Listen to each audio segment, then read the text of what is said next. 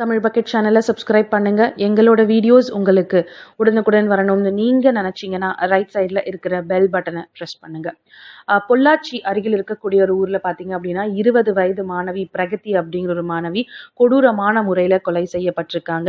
அந்த கொலைக்கு காரணம் பாத்தீங்க அப்படின்னா பிரகதியோட சொந்தக்காரர் சதீஷ்குமார். சதீஷ்குமாரை காவல்துறையினர் ஊட்டியில தலைமறைவா இருக்கும்போது கைது செஞ்சு கிடுக்குப்பிடி விசாரணை நடத்தும் போது சில அதிர்ச்சி தகவல்களை வெளியில சொல்லியிருக்காரு சதீஷ்குமார். இப்போ அவர் கொடுத்திருக்கிற வாக்குமூலம் மேலும் அதிர்ச்சியை கிளப்பியிருக்கு. இந்த ஒரு விஷயம் பாத்தீங்க அப்படின்னா சமூக வலைதளங்கள்ல தீயாவும் பரவிட்டு இருக்கு. அதாவது சதீஷ்குமார் என்ன சொல்லியிருக்காருன்னா, நானும் பிரகதியும் சின்ன வயசுல இருந்தே ரொம்ப நெருக்கமா இருந்திருக்கோம். அந்த நெருக்கம் அப்படியே படிப்படியா உயர்ந்து கல்யாண வயது எனக்கு வரும்போது நான் பிரகதி வீட்டுல போய் பொண்ணு கேட்டேன். பிரகதி வயசு வித்தியாசம் காரணமாக பிரகதியோட பெற்றோர் எங்க கல்யாணத்தை அவங்க அக்செப்ட் பண்ணல. அதுக்கப்புறம் எனக்கு வேறொரு பொண்ணோட கல்யாணமாய் குழந்தையும் பிறந்திருக்கு. பட் இதுக்கு நடுவுல நானும் பிரகதியும் நெருக்கமா இருக்கக்கூடிய அந்த நெருக்கம் குறையவே இல்லை அப்படின்னு சொல்லியிருக்காரு.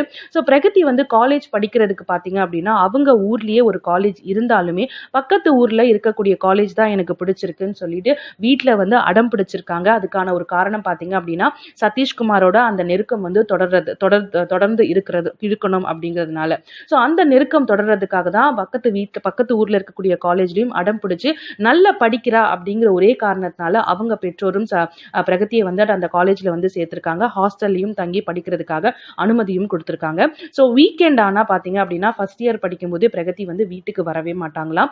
கேட்டா ஸ்பெஷல் கிளாஸ் இருக்கு, இன்னைக்கு நிறைய நோட்ஸ் எடுக்கணும்னு சொல்லிட்டு அது அப்படியே தட்டி கழிச்சிட்டு இருப்பாங்களா. இதையும் தாண்டி பார்க்கும்போது நிறைய காசும் பணமும் சதீஷ்குமார் பிரகதிக்கு கொடுத்ததாகவும் கிட்டத்தட்ட 10 பவுன் கிட்ட நகை கொடுத்து நிறைய கடனாளி சதீஷ்குமார் ஆயிட்டாராம்.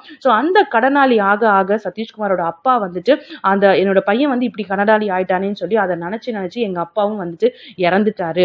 எங்க அப்பாவும் இறந்துட்டாரு. இப்போ பிரகதியும் நான் இவ்வளோ செஞ்சு இவ்வளோ ஆனதுக்கு அப்புறம் கூட வேற ஒருத்தனை கல்யாணம் பண்ணிக்கிறது என்னால பொறுத்துக்க முடியல.